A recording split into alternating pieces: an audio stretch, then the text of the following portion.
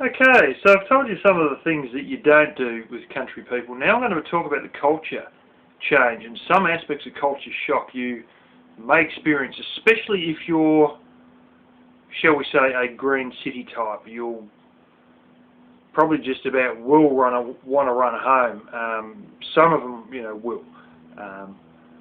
But, if you listen to all this and you think it's all right, then you might be all right. A lot of the old hippies are good out in the country.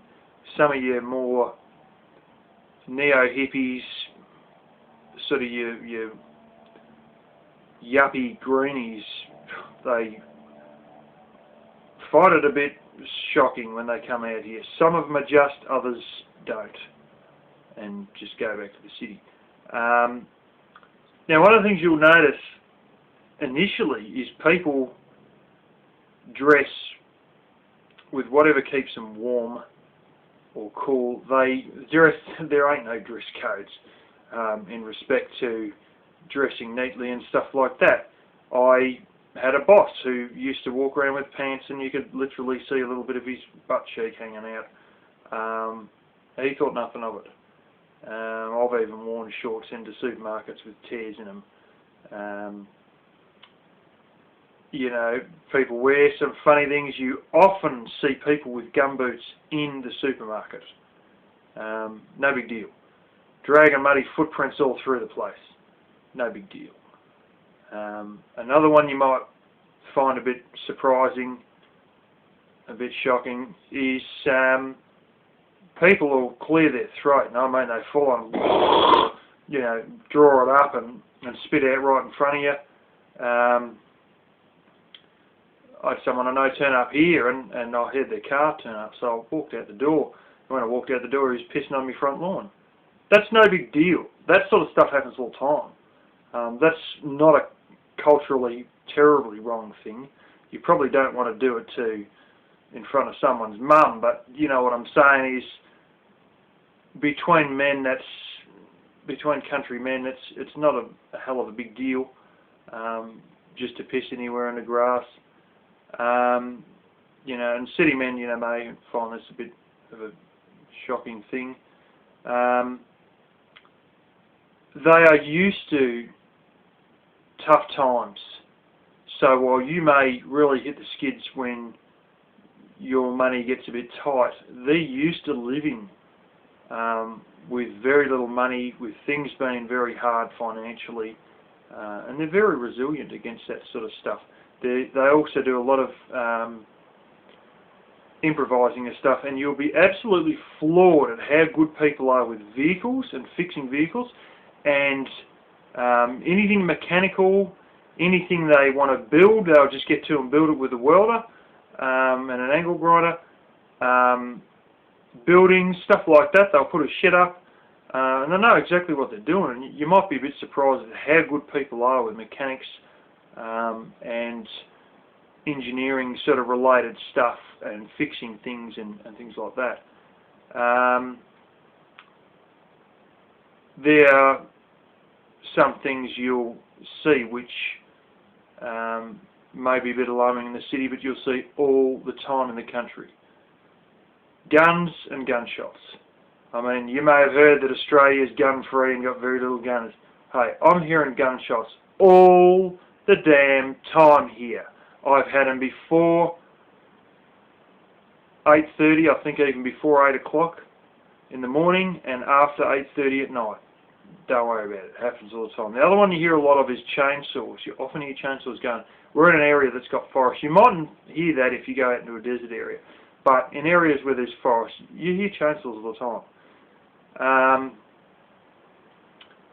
If someone's sheep are out on the side of the road, they are not fair game for you to take and slice up and slaughter. There's someone's sheep that have gotten out,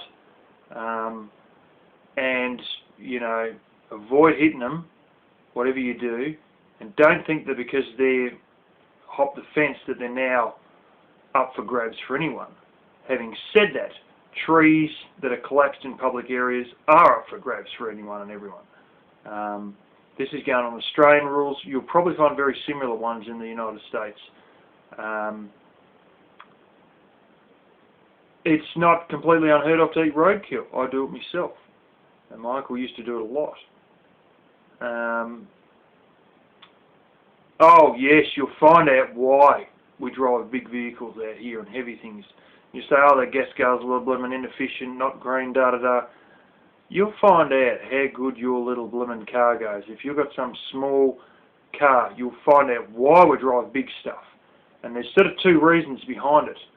The first reason is the roads are absolutely atrocious.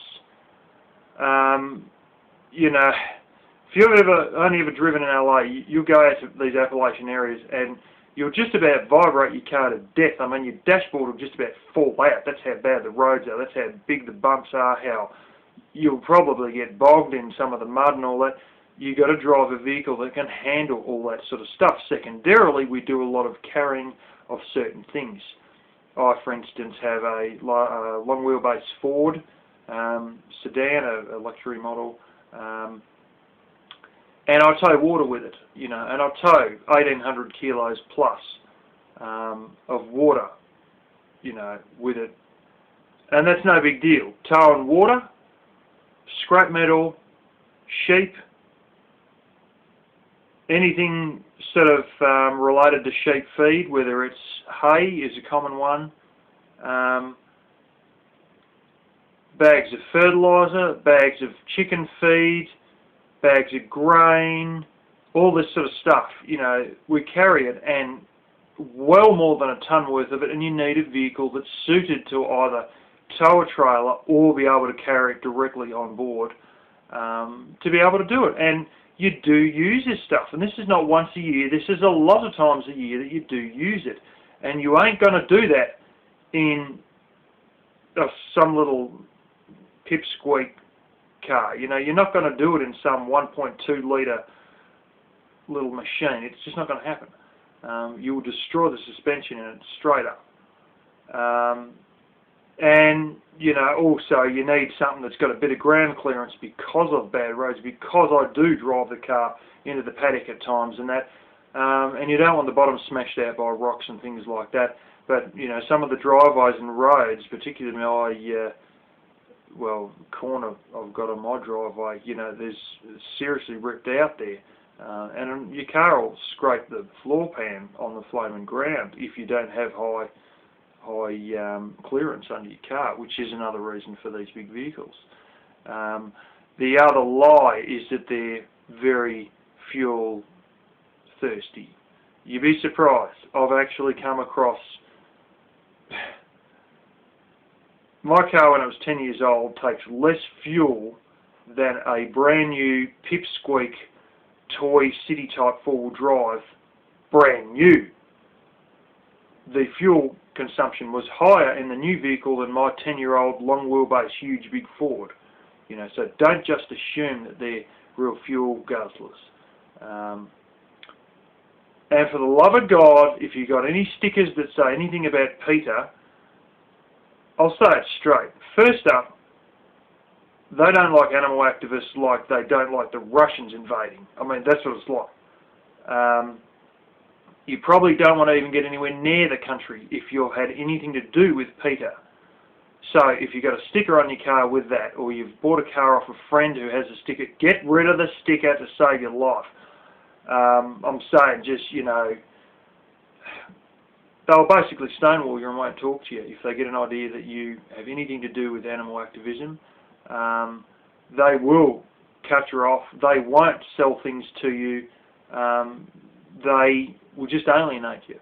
And especially if you talk about animal activism. You're finished in that town if you bring that word up, or that phrase up. You're finished. Don't ever have anything to do with it. Don't promote it. Don't even consider it to be nice, because you'll learn how full of crap animal activism is when you come out here. How many lies you've been fed when you finally see the reality, and not just once, but you see the reality for 6 months, you know, or years at a time. You'll see the reality is vastly, vastly different from the lies that are being painted. They use doctored photos all the time. I've seen billboards in the capital city on it, and I can tell you straight up, there's no way that sheep are mules like that. There's no way the sheep's blood is even the colour on the photo. It doesn't work like that. These are doctored photos. And you will find how misguided you may have been by these organisations once you live in these areas. And I make no apologies about that. I'm not going to sit there kissing up and pretending that any of this stuff is within half an inch of the truth, because it's not. Almost solid lies, solid misinterpretations, and a lot of it is assumptions based on their chance of looking inside one of these joints for about 2 minutes. And then they make all these assumptions that it's like this, it's like that. We don't really have factory farming here, intensive farming, the same way they do as the US does. So, you know, the trouble is that a lot of Australian animal activists watch stuff in the US and just assume that something they've seen made, a video they've seen made in the US, is exactly how it works here. It doesn't work here like that. I should actually show an intensive farm that I go past when I go to work. And it is so much not like what you'd expect. And that's about as intensive a farming as you see, aside from battery hens. But this one's a cattle farm. And you'll be sort of surprised, because it's nothing like the US has. But yeah, it's... I may list a few more down the bottom about culture shock ones, but no animal activism, don't be scared of guns, chainsaws, don't rant on about environmentalism, for the love of God, and expect some of these strange, very rough sort of things. Oh yeah, your cell phones, you may find they're almost useless, and same thing with your 3G, 4G internet. It'll work, but it won't work everywhere. You may want to take your laptop a certain place to see if it works there before you buy a property there, because you may be shocked at how useless the cell phone coverage is in some of these areas. It's sort of alright-ish where I am, but yeah, some areas it's atrocious. Like where I grew up as a kid, it was basically non-existent. Yeah.